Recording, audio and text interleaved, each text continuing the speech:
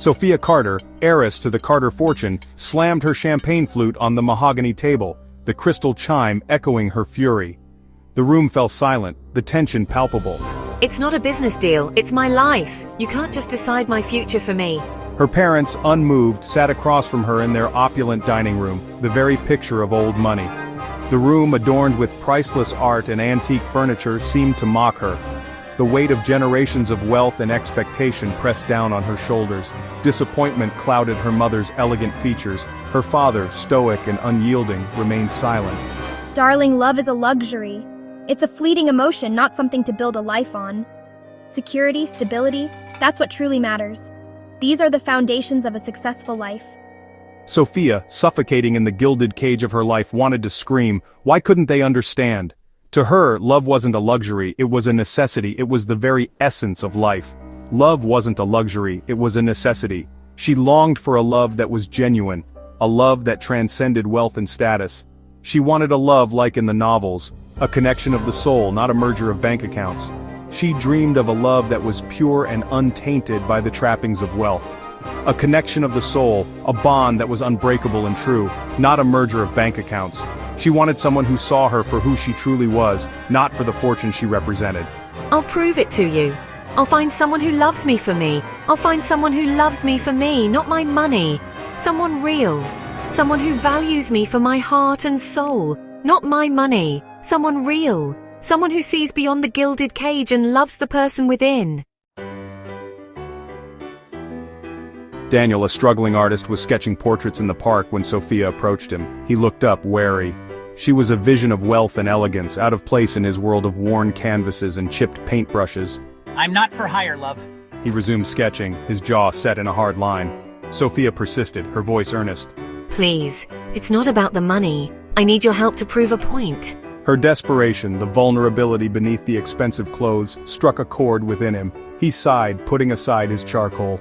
All right, but I'm not pretending to be anyone other than myself. Sophia took Daniel to her favorite salon. It was a place she frequented often, a sanctuary of sorts where she could escape the chaos of her daily life. The salon was known for its opulence, with crystal chandeliers hanging from the ceiling and plush velvet chairs that seemed to swallow you whole. He balked at the plush interiors, the hushed whispers, the exorbitant prices on the menu. Daniel had never been in such a place before. It was a far cry from the simple barbershops he was used to. The atmosphere was almost intimidating and he felt out of place amidst the luxury. Relax, Sophia chuckled. It's on me. She could see the discomfort in his eyes and wanted to ease his tension. Her laughter was infectious, and for a moment, Daniel felt a bit more at ease. As the stylist worked his magic, transforming Daniel's unruly hair and scruffy beard, he began to relax.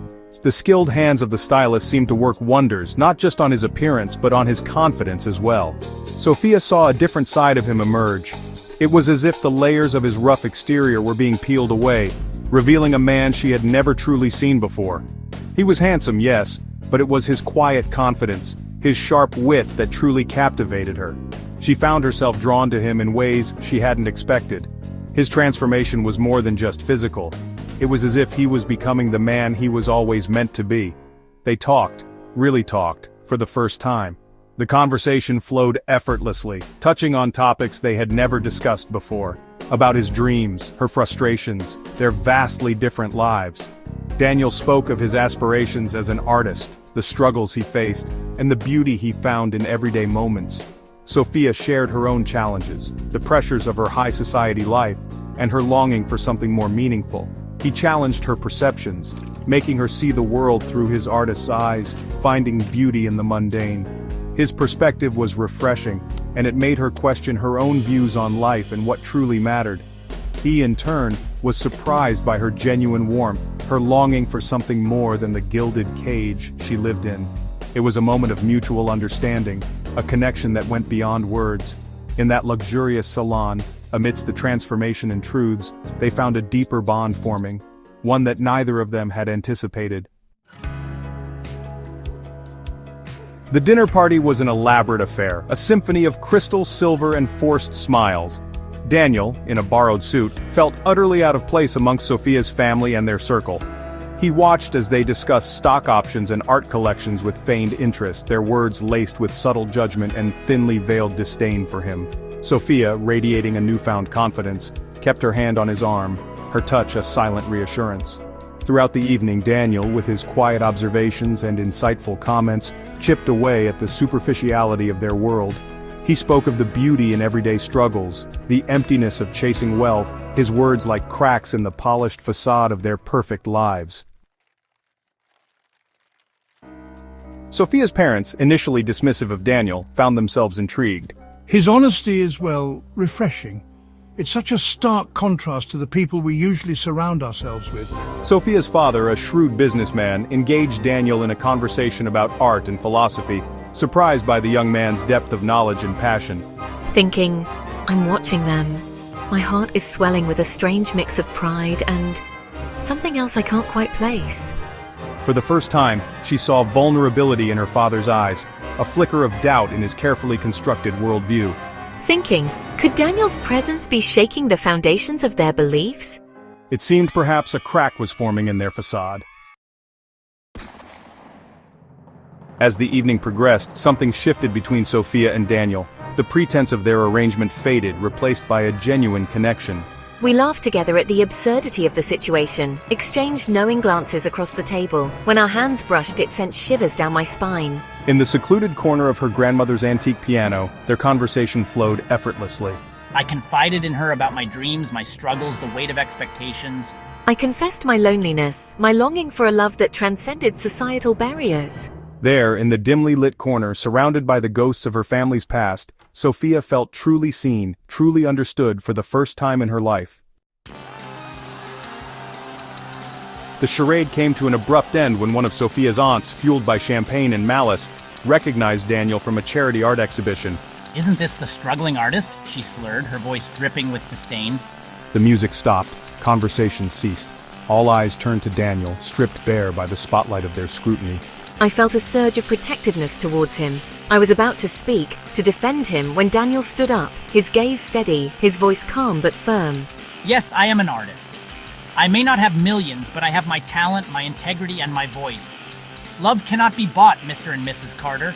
It is earned through respect, understanding, and shared values. Silence descended upon the room, heavy and suffocating. Sophia's father, his face a mask of barely suppressed fury, demanded an explanation.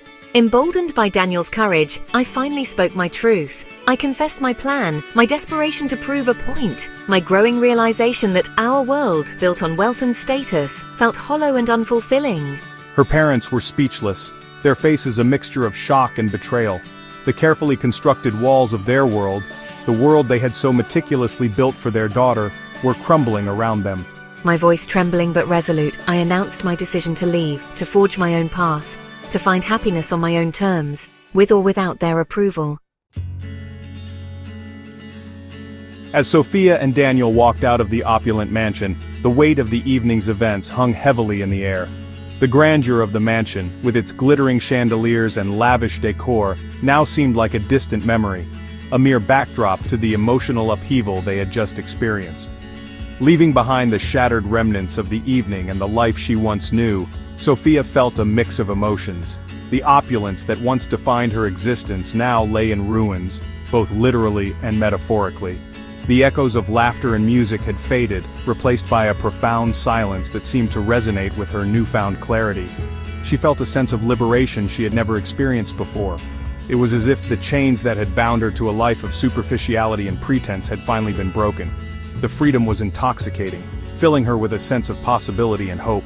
The cool night air filled my lungs, refreshing and invigorating. It was a stark contrast to the stifling atmosphere inside the mansion, where every breath had felt like a struggle. Now, each inhale was a reminder of the new beginning that lay ahead. The city lights seemed to twinkle with newfound hope. They were like beacons, guiding us towards an uncertain future, yet one that was filled with promise. The vibrant lights of the city mirrored the spark of determination in our hearts. She glanced at Daniel, his profile illuminated by the moonlight. The soft glow highlighted the contours of his face, revealing a depth of emotion that words could not capture. In that moment, he seemed both familiar and mysterious, a reflection of the journey they were about to embark on. A ghost of a smile playing on his lips hinted at the unspoken understanding between them. It was a smile that spoke of shared experiences, of battles fought and won, and of the uncharted territory that lay ahead. What started as a charade had blossomed into something real, something raw and undefined. Our relationship, once a facade, had transformed into a connection that was genuine and profound. It was a bond forged in the fires of adversity, tempered by honesty and vulnerability. Whether it was the beginning of love or the end of an illusion, neither of us knew. The uncertainty was daunting, yet it was also what made the journey so exhilarating. We were stepping into the unknown, guided only by our instincts and the trust we had built. As their eyes met, a silent question hung between them, unspoken, but understood. It was a question that transcended words, one that delved into the very essence of their being. Were they ready to face the challenges ahead, to embrace the unknown with courage and conviction? The price of love, they were beginning to realize, was not measured in wealth or status, but in the courage to be vulnerable. It was about stripping away the layers of pretense and revealing their true selves, flaws and all. It was about finding strength in their shared vulnerability to defy expectations and to embrace the unknown with an open heart. Their journey was just beginning, a path filled with uncertainties and challenges, but also with the promise of growth and discovery. Together, they would navigate this new chapter, hand in hand, ready to face whatever came their way.